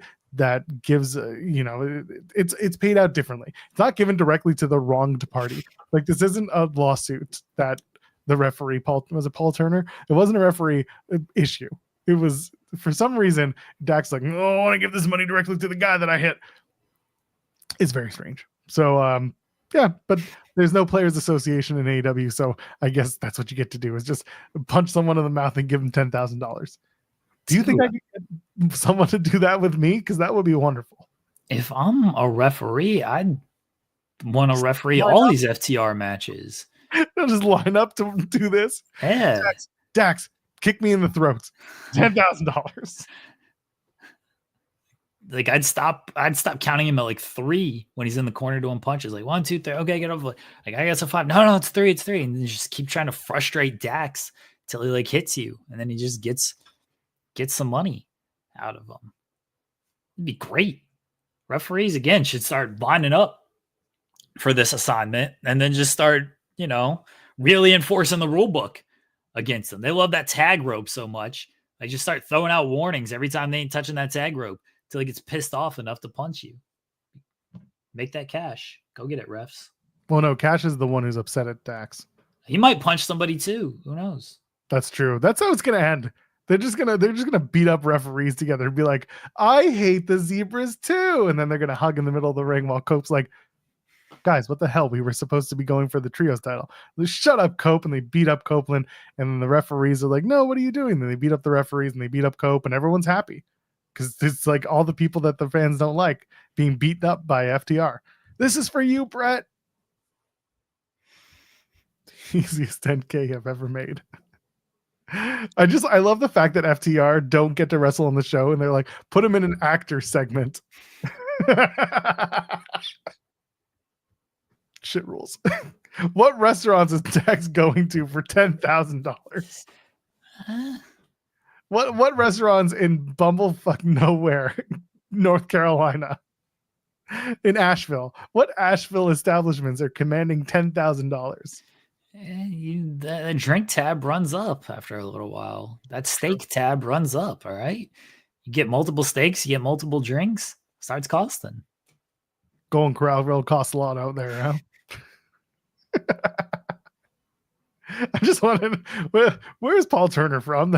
10,000. How much is Paul Turner making that $10,000 is a lot to him? I mean, it is a lot, but like $10,000 is a lot regardless. But the referees all just got paid. They all just got re-signed and got big deals and blah blah blah. So like, it should be like, what are we doing here? I don't want your money. Paul Turner's got Twitter. Let's see if we can. He doesn't tweet anything but promotional stuff. Hello, Paul Turner. Matthew Hook saying Joel hating small town America checks out. That's true. Yeah. Hello, Paul Turner. Did the check clear? Oh, it's Ref Turner, AEW. Oh, there's a Ruth Chris in Asheville. Good. It's like the worst steakhouse imaginable, but at least it's there. $10K for the eggs. That's true. Yeah. Shit's expensive nowadays, brother. I was able to buy a 24 pack of eggs with my $10,000. I spent it all in one place. 10,000 2025 is $100 in 2024. Oh, it's funny because the stock market crashed. Anyway, well, that was to be expected. I don't do stocks, so neither do I. But all I can say is I hope the dollar plummets in 2 weeks so that when I come to Vegas, I can ball out like a motherfucker. Oh, while you're waiting for that answer, should we talk about the big news, the big tank news? Unless there's something else from Dynamite that we need to talk about. After years of our own Kate Elizabeth being like, "Dear Bobby Lashley, can I have one of your fine suits?" Bobby Lashley went to Kate's house and stole one of her suits. What was he wearing on Wednesday? Did you see this thing? I saw it, but I didn't pay attention to it. It had this side belt thing. It was I don't know what it was, but it felt weird. It didn't look great. I'm not going to judge another man's fashion. All right. I'm not fashionable, so I'm not going to judge another man's fashion. I understand that, yes, I am currently wearing a black v-neck t-shirt, and that's what I wear on the show. I do have an actual fashion sense, and you'll be seeing it in Las Vegas when I dress up in suits at the WrestleMania events. But, and it's just very weird that it was the side thing. It was I can't explain it. That was weird. But anyway, tag match is on. Yeah, because they beat up two nobodies and Top Flight. It's tough to get title shots around there. Can't believe that. I love that AEW's the results just say, next up, the Learning Tree, Big Bill and Brian Keith versus two local wrestlers. That's who they were. Couldn't even get us names. They should go back to. I know they do.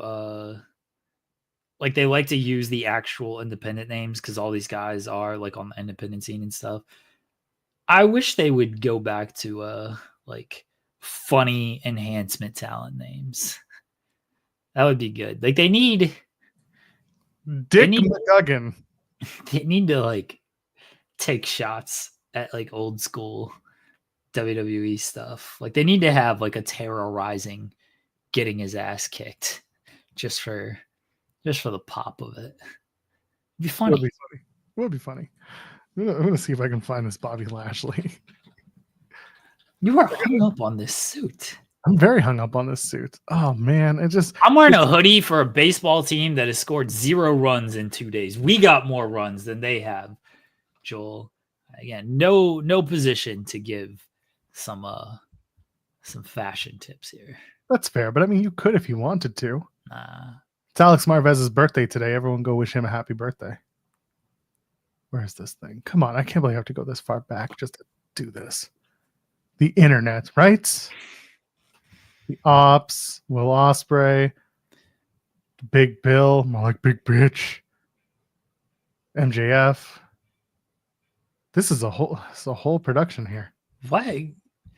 Just to get a photo of this. Is there not a screen cap that you can just get? I just did one. Oh my god! I had to cap it myself. Let's see if I can get this. There we go. I'm gonna do that. Save it. BL for Bobby Lashley. For anyone who was mistaken as to what this could be, this is a real asset heavy show. Emphasis on the ass.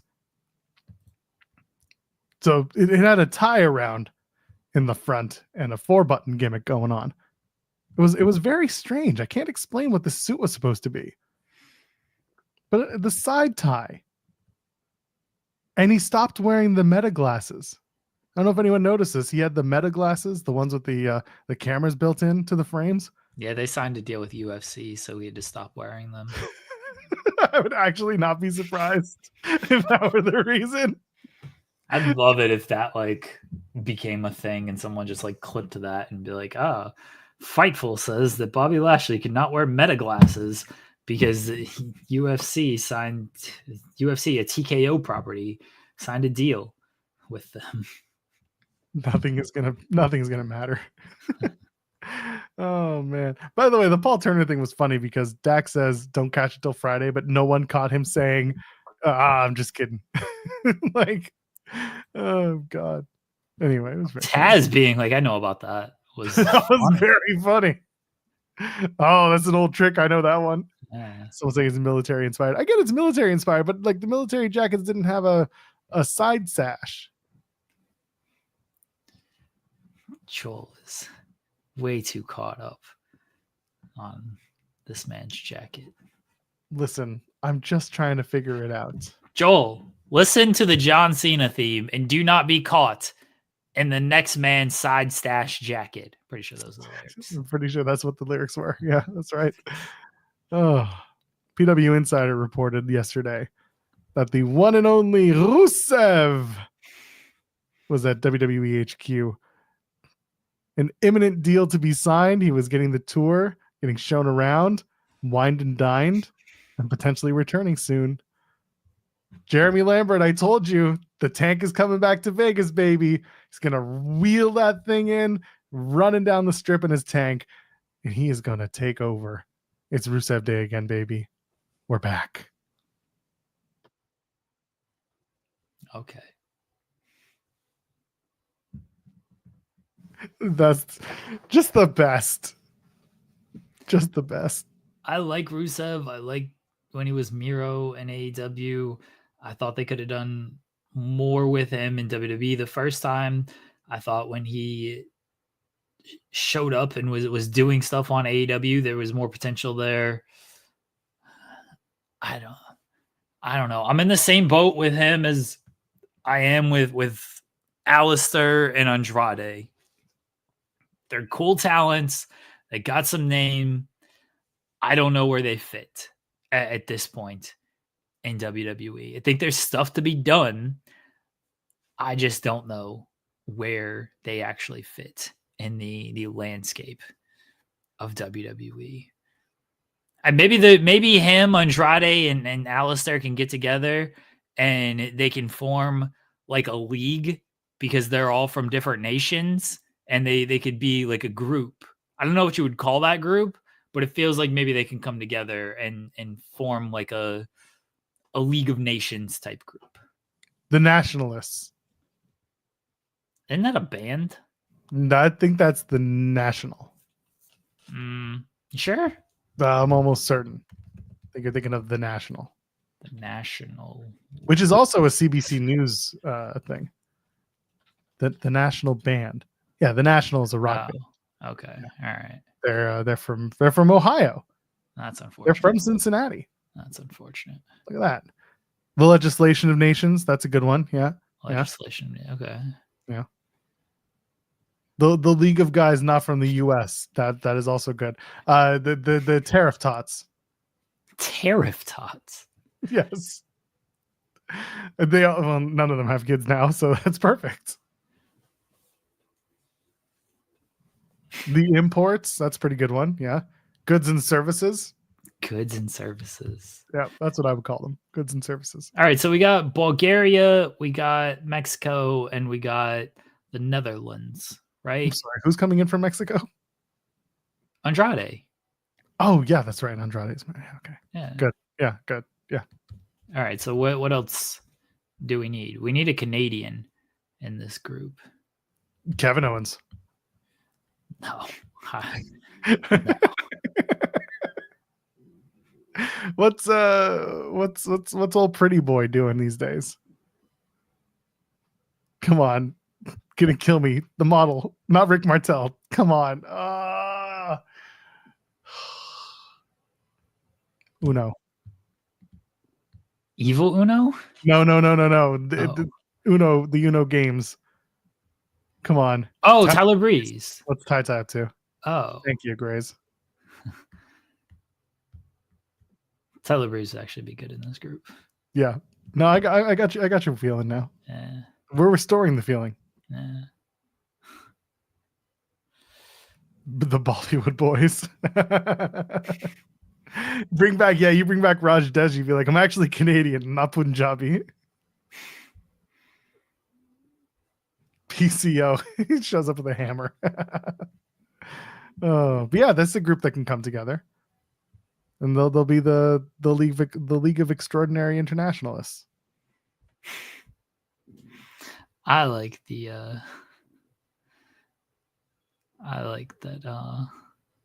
Call them goods and services. Yeah, I like goods and services. Call them GAS for short. GAS.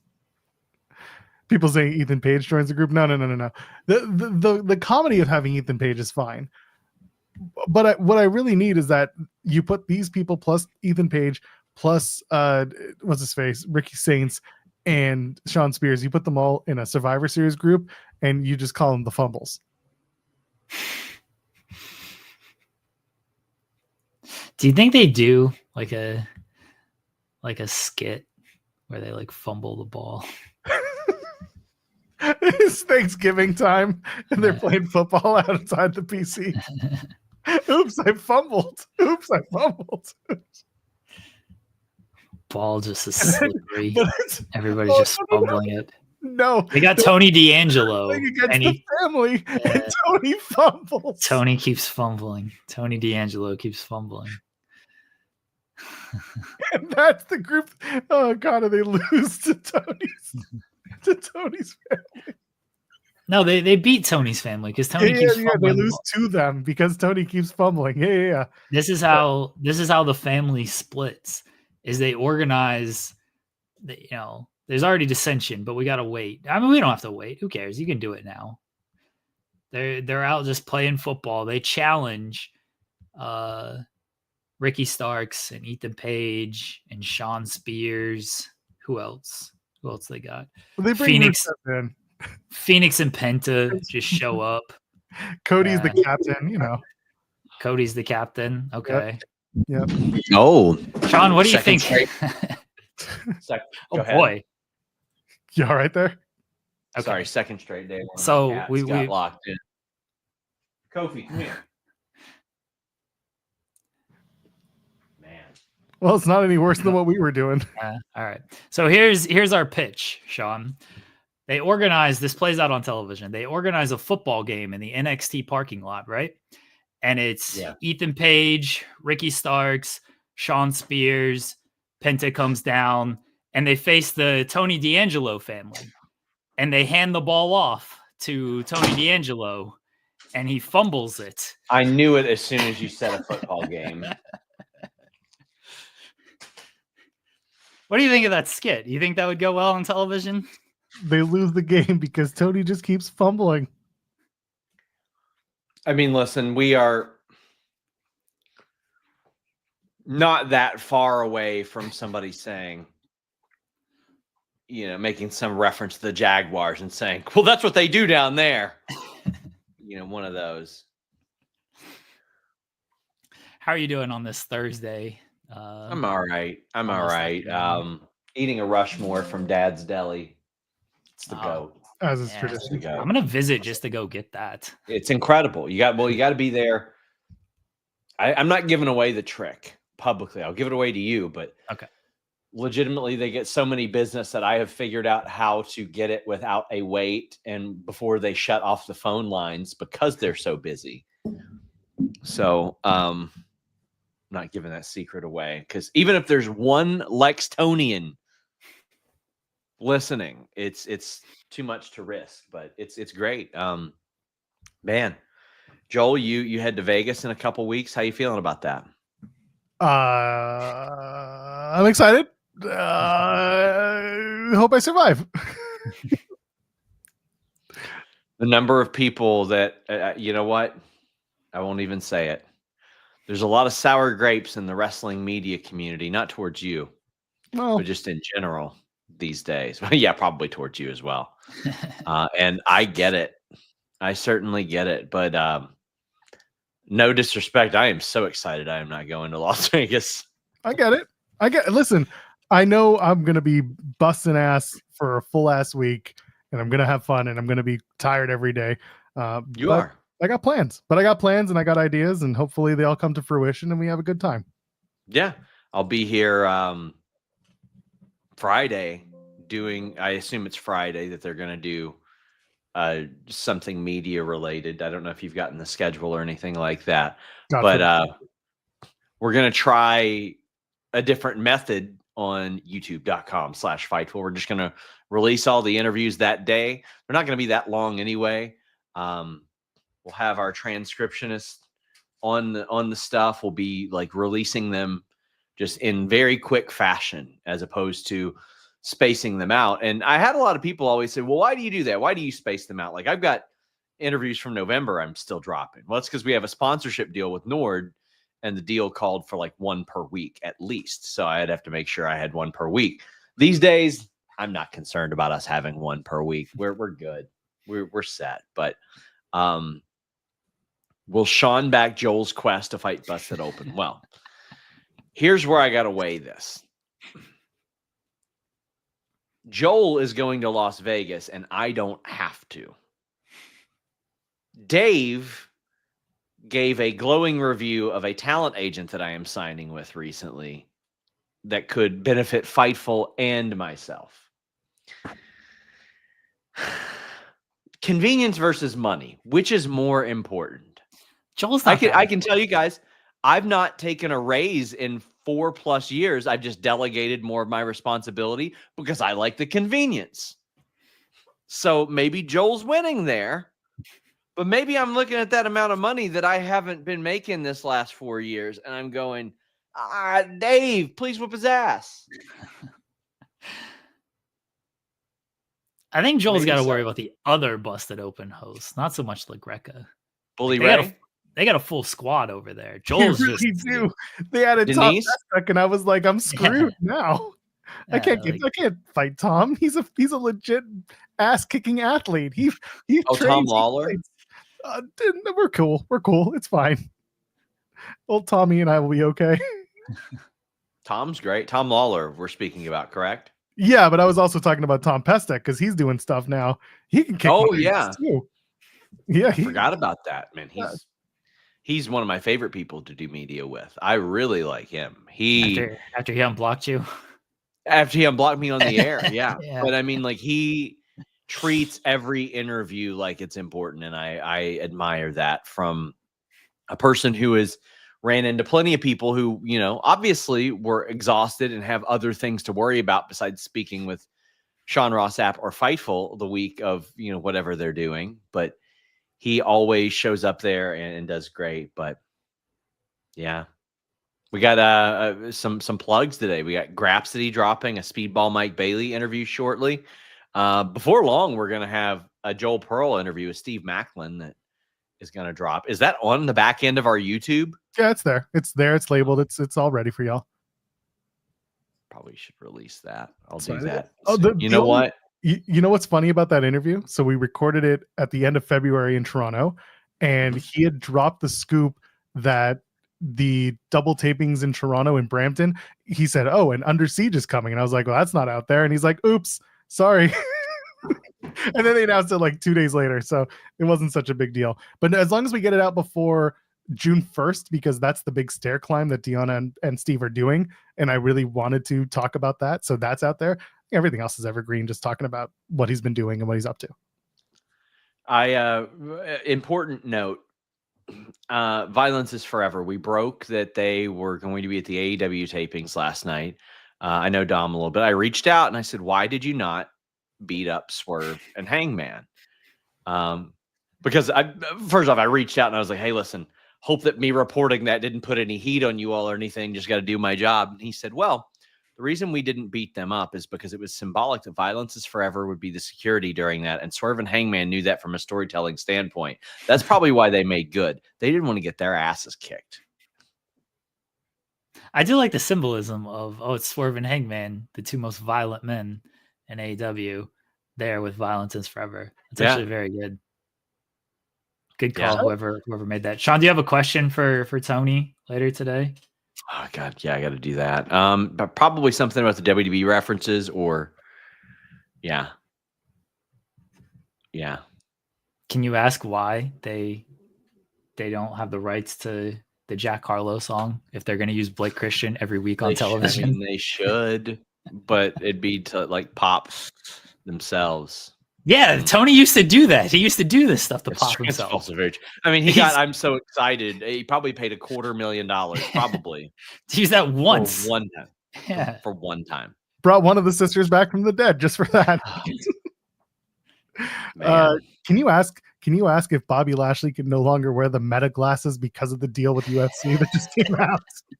Because he couldn't wear them last night with his whatever suit he was wearing. I'm leaving. The best morning show in wrestling. We drive away the competition. That's what you want.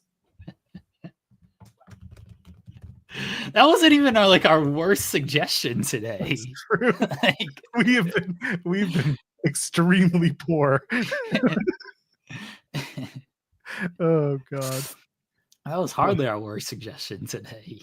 It's true. Can't really get much worse than everything else. Sounds like Owen asked about the WWE references. And we're like, no. Jack Harlow and meta glasses. Come on. Sean didn't even use the excuse of his ride. Oh gosh. I did so the now dead Kimmy Sokol likes to message me whenever Blake Christian's on television and is like, how does he keep getting bookings over like these people from ROH? Like, he's on AEW TV more than ROH. And all I do is I legitimately reply with, I'm vanilla, baby.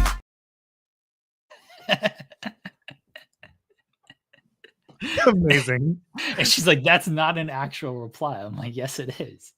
And then I was like, are you going to be on the media call tomorrow? Because she's always on there for like pop break. And she's like, no, I'm like traveling tomorrow. I was like, can I take your spot just so I can ask this Blake Christian question?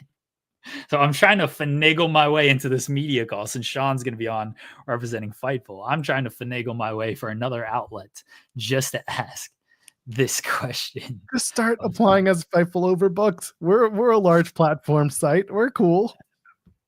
When's the ROH show is next month?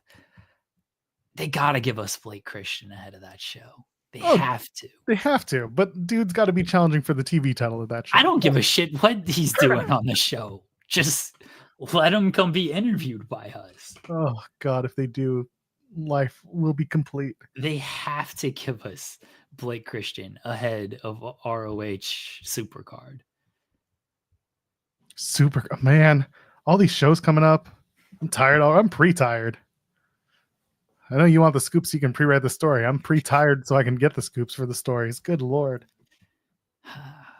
That's the only goal we have post WrestleMania is to get Blake Christian on the show. That's true. Yeah. We'll make it happen. We will. Absolutely. ROH is tonight, allegedly. What? I don't know. TNA is tonight too. There's that. Oh, they're doing their announcement, right? For the Yes. So first of all, TNA did announce, by the way, this morning that Against All Odds, their one of their plus specials will be in Tempe, Arizona on Friday, June the 6th. So for those who are looking for an opportunity to go see TNA live in Arizona or in the surrounding areas, Friday, June 6th against all odds, and they'll probably do a taping the next night. So have fun with that.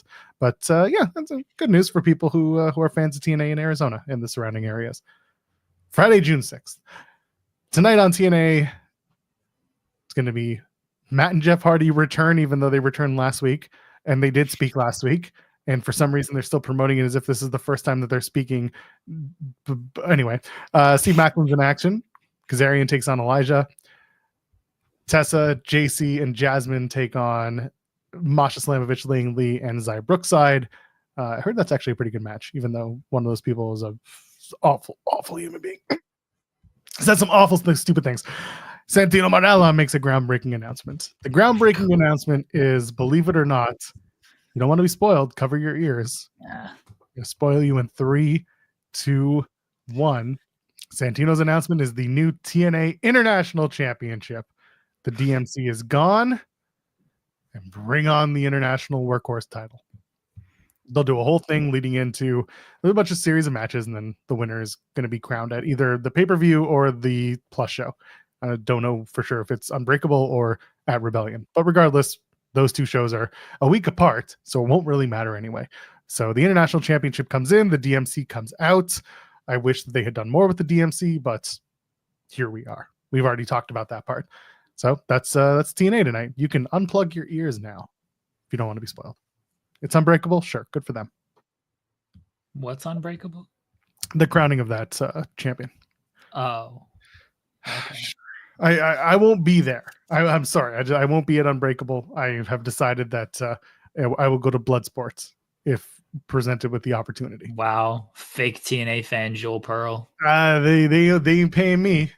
I don't want to speak to the people that would get me in. So here I am. Can't believe it. Fake TNA fan. I'll just go to the hotel afterwards and interview a bunch of the talent, and someone get upset with me. It's fine. Don't worry about it. It's cool. Don't talk about it. Guys, be cool. Don't get caught. Unbreakable is not even a PLE. That's the one thing that I hope people understand. It's an opportunity for them to work WrestleMania week. It's an opportunity for the NXT talent who are not on the NXT Stand and Deliver card to get in there. It's literally just a show for a show's sake, because they didn't, they weren't working that week in Vegas, and then they were given the opportunity to do it. Like, it's just a show, and it's supposed to be different from whatever Rebellion's supposed to be, while still staying within the canon of doing Rebellion, and that's it. That's fine. Getting rid of their pre-show belt. It's true. Again, they could have done so much. You could show up and win the title, Joel. No, I think the dude winning the Workhorse title is going to be much better than I am. It's okay. Yeah, you run from the grind, so that's fair. Yeah, exactly. I could have been a great digital media champion. I would have been a terrible international champion. Yeah. You're international, though. I am. Well, actually, no, I'm not to TNA, because TNA is a Canadian-owned company. Oh, fair. It's a Canadian company. So really, I'm a national champion. National treasure and a national champion. Let's not go that far. No, I'm going to go that far. Is there anything else that we really have to cover today? John Cena announced that John Cena is going to be in a partnership with Drumsticks. He should. How? He should beat up Cody Rhodes with Drumsticks. You're right. But how does Drumsticks have a partnership? And this man is not the face of it. I'm vanilla, baby. Because what are we doing? The start. That's going to be the start of things. What are we doing? Oh man, I gotta look up someone had sent. There we go. Drumstick steps into the ring with WWE and John Cena to lay the snack down. Shout out Kathy Kelly on boring snacks at WrestleMania 41. I did not realize. Yeah. You see that photo? You see that photo of John Cena? Yeah, where he's standing next to the drumstick guy. Drumstick person. Do you know the name of their little mascot? No. Dr. Stick. Get it? Drumstick. Someone in marketing got a raise that day. Dr. Stick. Dr. Stick is the name of their little mascot. Amazing. I had no choice but to respect that. No choice but to respect it. Oh man. So hold on. This powerhouse partnership, fueled by WWE legend John Cena, brings high energy excitement via social contests, epic content, and larger than life activations, kicking off with an on-site presence at WrestleMania 41 in Allegiant Stadium. Sweet. So I'm gonna get free ice cream when I go to the show. That's awesome. Fine by me. And they're inviting fans to lay the snack down on sad snacks. When I think of sad snacks, when I think of happy snacks, I don't think of drumsticks. So that's just me. Drumsticks are good, dude. You telling me that MF got a PhD?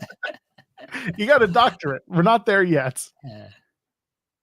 So funny. I love Mr. E Meat. That's Big E's actual name, by the way. He's E Meat.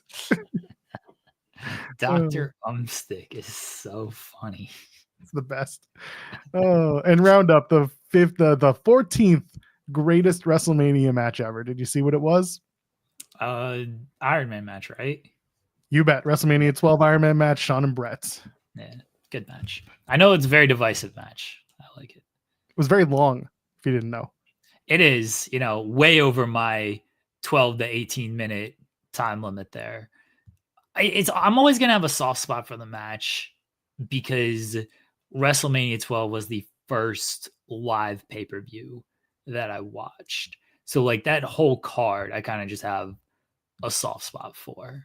And, that being the main event, I have just good memories. Like, oh, this is basically the pay-per-view that got me. It wasn't even, the thing is, I shouldn't even say like it was the first pay-per-view I watched because like I attended World War III 1995. So it wasn't even like it was my first pay-per-view. It was the first Mania I watched. It was the first WWE pay-per-view that I bought. I guess I should say it like that because I watched WCW pay-per-views. I would grow up in Virginia, North Carolina. That was more WCW country. So it was the first WrestleMania that I watched live. So that's why I'm always going to have like a soft spot for that show and that particular match. But I understand why people like don't fully like it. Yeah, I thought it was fine, but that's just me. I also, half watched. No one thinks that match is fine, Joel. You either like gotta love it or you absolutely hate it. I know. Fine. I see people saying that, but I'm just like, nah, it's fine. There's no fine. It is when you're doing other stuff. Other things are just happening in the background.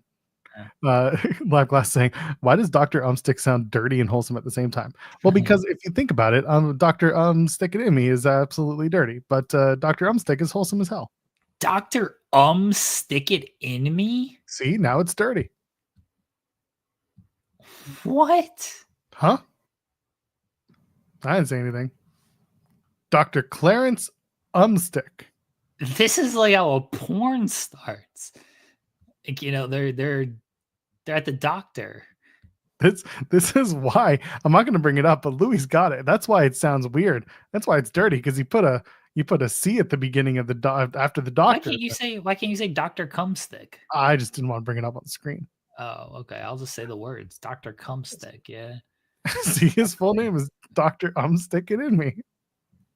That's it. Dr. Stick It In Me. His first name is Stick. His last name is It In Me. He's Nigerian. Let him be cool. It's Nigeria? Fun. What? Yeah, It's In Me. That's his last name. It's In Me.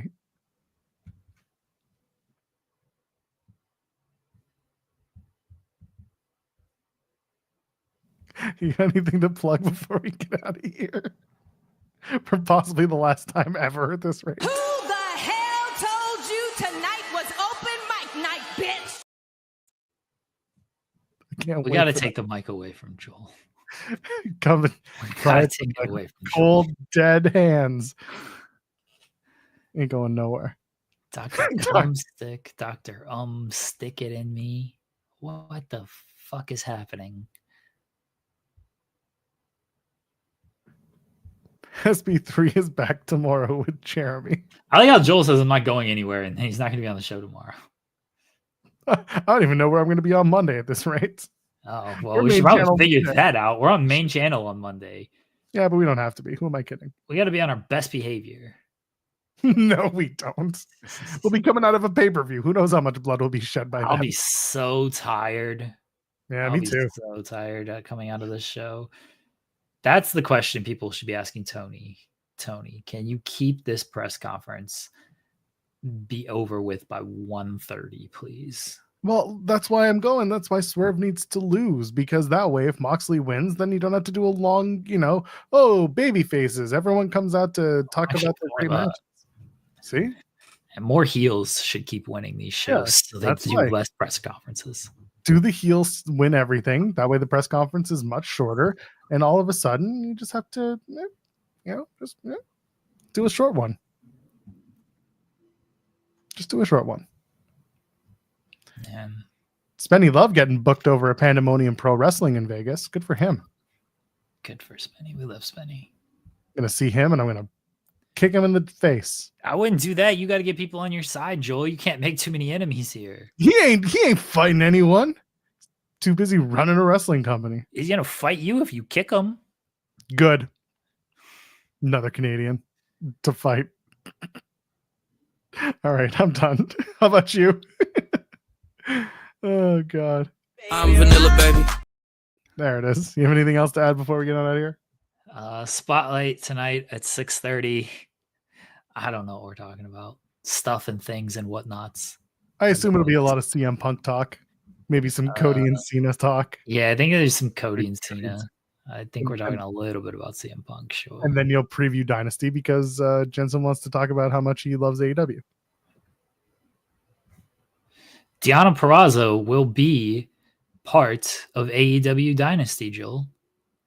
She'll be on the pre-show? You can chat live with her on Triller TV. Oh, they're also doing the public firing. Public firing? On the system's doing their public firing. Oh, wait, you went completely. Yeah. Okay, hold on. So Deanna's gonna Veda Scott's doing the pay-per-view.com live chat. Oh. Because I noticed that and I was like, oh, okay, that's neat. But yeah, all right, sure. They reduced Deonna to the fucking Vic Venom role. What is happening? What are we doing? What? So one of our folks just said us, Actual Pearl doesn't think 10K is a lot of money because he's the biggest egg ever and he's worth like $1 billion. It's true. Shout out to Sofa Kids in our chat. I know what you're saying. I know what you're getting at. And then there's a photo of me dressed like an egg. Oh, God. Deonna should be on the main show. She should be on the show. What are we doing here? She's not in the tournament. She's on the tournament. She's nowhere to be. Tiring. Anyway. Is that it? We got it? We did it? Yes. All right. For Jeremy Lambert, go watch Spotlight later on. You know who I am. You know who he is. SP3 tomorrow. They're going to do bracketology and so much more. They're going to spend so much time talking about TNA. I promise. It's going to be great. Till then, ladies and gentlemen, friends behind the binary, go check out the Speedball interview over on the main channel. Grapsody did that one, and it drops right now. We'll see you in the next one. Cheers.